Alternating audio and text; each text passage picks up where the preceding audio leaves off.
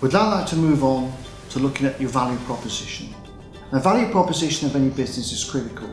In previous videos, we've looked at the purpose of what the purpose of the business is and why it exists.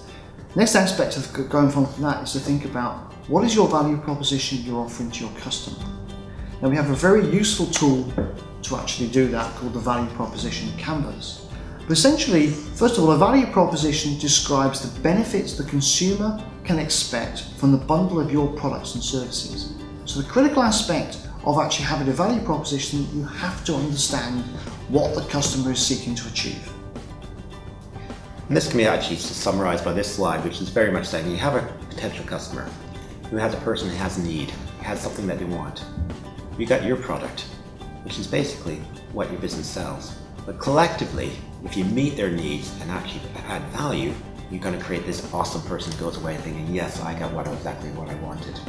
So it's a very easy way to visualize about how we're trying to move you from being customer focused to meet the needs of the customer, deliver their needs and their jobs, and create their awesome feeling. The key part of the value proposition canvas is there are two aspects. One is the circle, which is looking at the customer profile. The second one is a square that looks at how you respond to what that customer needs. Now, looking at specifically at the customer profile, there's three aspects here. One is, what is the customer's job? What are they seeking to fulfill by looking for a product or service? So if you're actually wanting to have coffee on the go, what you don't want to go to is go to a cafe. You want to have takeaway coffee. So a specific reason they want that particular product in that particular way. Now, the thing to do is to think about all of your customer needs, whether it be hunger, whether it be enlightenment, whether it be whatever it may be, is think about what are they seeking to achieve. And the important thing here is going back to an earlier stage, which is just as when you buy a drill, are you buying the drill or are you buying the hole? And the important thing to think about is that actually what they're seeking to fulfill by buying the drill is what they want the hole for, which might be to hang a picture, might be to put up shelves. But think about the job that they're buying your product for, not what the product is. Again, it goes back to the earlier discussion we've had about why the company exists. And if you look at that example of drilling a hole, that's the job that needs to be done. The way that job can be done in terms of I need to be climbing up a ladder, therefore I want a drill that's light, helps me resolve that. Again, that could be a gain.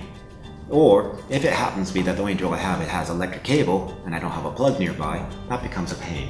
So actually, by knowing what the job of the customer is and what kind of gains and pains you can generate from that, allows you then to reshape the products and services to match that.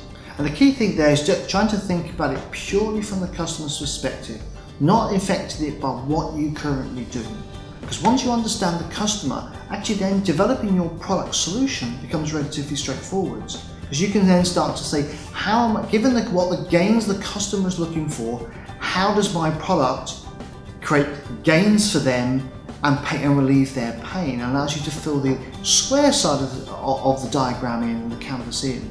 So that as a result of doing those two things, you get a detailed picture of what the customer is looking for and how your product specifically allows you to actually deliver that service that the customer is looking for.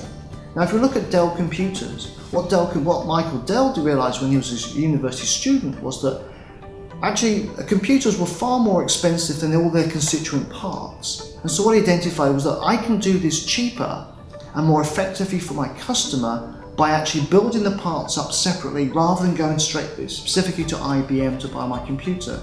Out of that, he developed Dell Computers, which became a multi-billion-pound business in a relatively short period of time, because he thought about the specific needs of the customer and developed a specific solution to meet their requirements.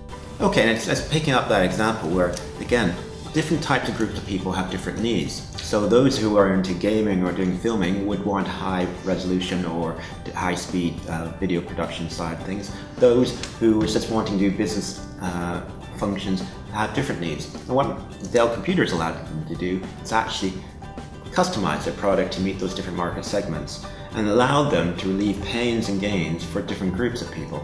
Same end product, often having a similar job, but allowed them to get the customer to think, actually, I'm in control, I get exactly what I needed, I didn't need to pay for stuff I didn't want, and I can now have a computer that do the jobs I need.